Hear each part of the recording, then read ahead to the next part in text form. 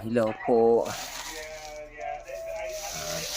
Meron naman po akong kwento sa inyo about lang din sa pagtitinda ng saging. Kasi ito, sa totoo lang din talaga, pag nagtitinda ka ng saging, mm, barya-barya lang talaga ang kinikita natin. Ang pinakamalaki sa isang kilo, ang pinakamalaking patong mo dyan, sa totoo lang, is 12. Kaya kung may 3 or 4 man na butal, kadalasan kasi is tinatawad na ng mga customer. Kaya ang ang sa akin naman doon is napakahalaking halaga na nun. Kasi ito isipin mo, yung 12 mo mababawasan ng 4 or 3 o 2. So laking kabawasan na. Yung 12 mabawasan ng 4, 8 na lang. Diba? Laking kabawasan na. Kumbaga, trabaho na lang natin nagtitinda na ipaintindi sa kanila na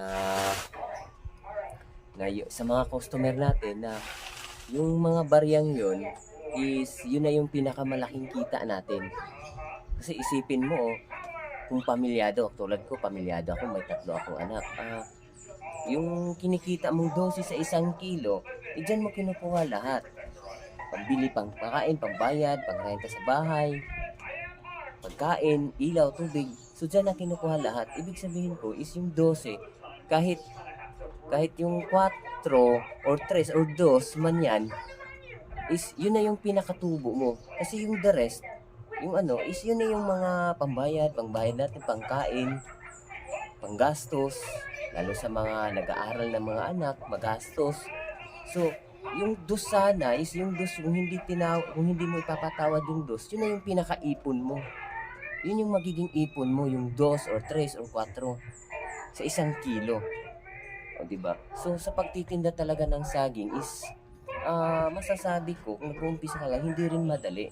Kasi ang trabaho talaga natin is yung ipaintindi sa mga customer natin na yung halagang barya na yan, 2, 3, is yung napakalaking halaga na yon para sa atin. Kasi barya-barya nang naman din talaga.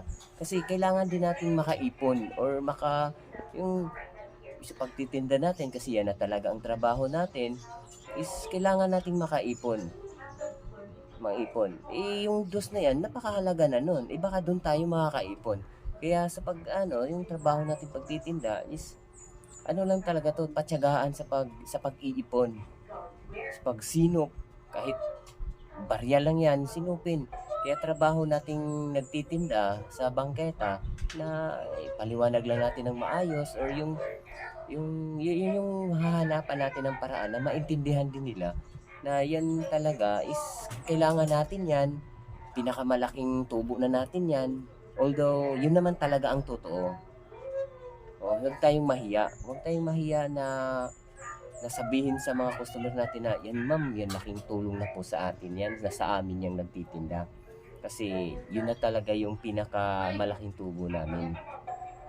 Totoo naman din talaga, kasi akalain mo 12 pinakamalaking patong natin.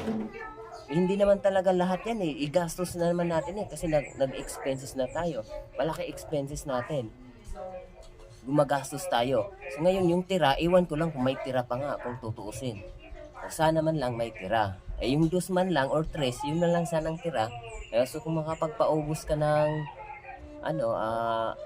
makapagpaubos ka man lang ng 70 kilos isang araw, sabihin na lang natin, o di kung i-times 3 mo yan, so meron kang 210, o di ipon mo na yan, labas na dun yung mga ng ginastos mo. O di ba, yun ang pinakamalaking halaga. Meron naman, basta matindi, hindi rin madaling magtinda ng saging. Although maganda naman kasi kumikita, nakakain, ayos, pero kailangan din nating makaipon. Diba? Yun lang ang sinishare ko ngayon. Yun lang. Yung barya-barya, yung negosyo natin is barya-barya lang. Kung maipon man yung barya-barya, maipon man yung barya-barya, malaki naman din. Kaya sana tayo sa yung mga tawad-tawad, eh, diskartehan natin na mapaintindi sa mga customer na kailangan natin yan. Sige, yun lang. Salamat. Bye-bye.